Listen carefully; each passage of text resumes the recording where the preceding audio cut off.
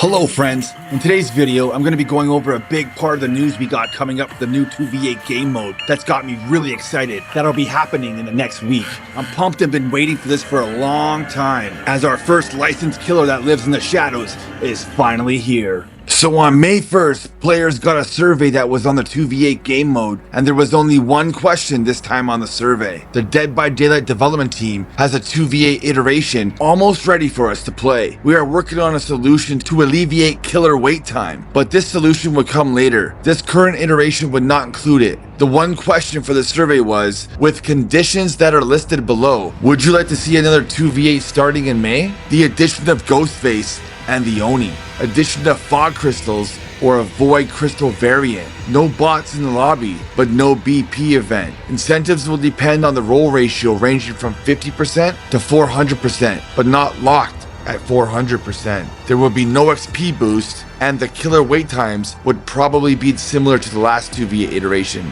Yes or no? Now this is the part I've been dying to talk about. Ghostface, one of the most legendary killers in horror history, is officially coming to Dead by Daylight's brand new 2v8 game mode, and that alone is massive. But what has my mind really racing, what has the entire community buzzing, is the potential that this opens up something we've never seen before in DBD history. Because let's be honest here, we've had Ghostface in the game for a while now, and while his gameplay is awesome and his presence is iconic, there's always been something missing. A survivor, that is. A real survivor, tied directly to the chapter. And not just any survivor, I'm talking about the final girl of final girls, Sydney Prescott, the woman who stood toe to toe with the Ghostface over and over and over again and survived every single time. Just imagine for a second, you load into a trial and there she is, Sydney Prescott in the flesh. You're walking through the fog, not just as a generic character, but as someone who carries the weight of a legacy. Someone who has looked death in the eyes more times than any of us can count. The nostalgia, the emotion, the adrenaline, that would be huge for longtime horror fans and Dead by Daylight players alike. But let's be real, the rights to Sydney Prescott may be really tough to lock down. We know how that goes with licensing, but here's where it gets even more exciting and interesting. Because if Behaviour can't get Sydney, there's another path, one that might be even bigger in terms of mainstream recognition and star power. Neve Campbell, yes, you heard me correct, the actress herself, the face behind Sydney, the soul of the Scream franchise.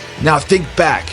Remember the hype and the insane response when Nicolas Cage was added to Dead by Daylight? Remember that? That wasn't just a crossover, it was a cultural moment for this game. It broke the mold, shattered expectations. It proved that real-world celebrities can work in this universe. They can be more than just a gimmick. They can be part of the lore, the fear, the legacy. And with the Dead by Daylight movie officially in development, being backed by horror legends James Wan and Jason Blum, it feels like we're entering a new era for this game. Bigger stakes and bigger names with bigger stories. And who better to join the movement than Neve Campbell? She's not just an actress, she's a horror icon. A face horror fans have trusted for decades to fight back, to survive and represent us. Neve could be the perfect bridge between game and movie, between past and future. She could finally be the survivor we never got in the original Ghostface chapter, the missing piece that ties it all together. And let's be honest, there's something powerful about the idea of Neve Campbell and Nicolas Cage side by side, fighting through the fog, fighting the killers. That's just not fan service, that's history. So here's where I turn it to you. This 2v8 game mode is a major step forward, something we've never seen before in DBD. And with Ghostface getting this spotlight again, could it finally mean a licensed survivor coming? Could it mean we get Sydney or Neve, or maybe both? Because I don't know about you, but for the first time in a long time, this feels real. People online are so pumped they can feel it. I mean, there's even people out there making unique perks for her before she's even stepped into the fog. So it's extremely clear that she's wanted in Dead by Daylight. On top of the fact that Neve Campbell is also going to be reprising her role as Sydney Prescott for Scream 7, this makes it even more likely she's coming to DBD. Why not, right? Spotlight on her and the movie, and for Behaviour's #1 game. Just makes a lot of sense to me. This feels possible, and if it actually happens, it'll be one of the most unforgettable moments in Dead by Daylight history. So tell me in the comments, are we finally about to get the Ghostface chapter we've always dreamed of? Because honestly, I think this might be it. Last quick question I wanted to ask you before I end the video. What do you think about a new map that could take place on the set of Scream 3 like the movie, which had various homes from the original Scream, like maybe Casey Becker's house, Stu Mocker's, and Sidney Prescott's house?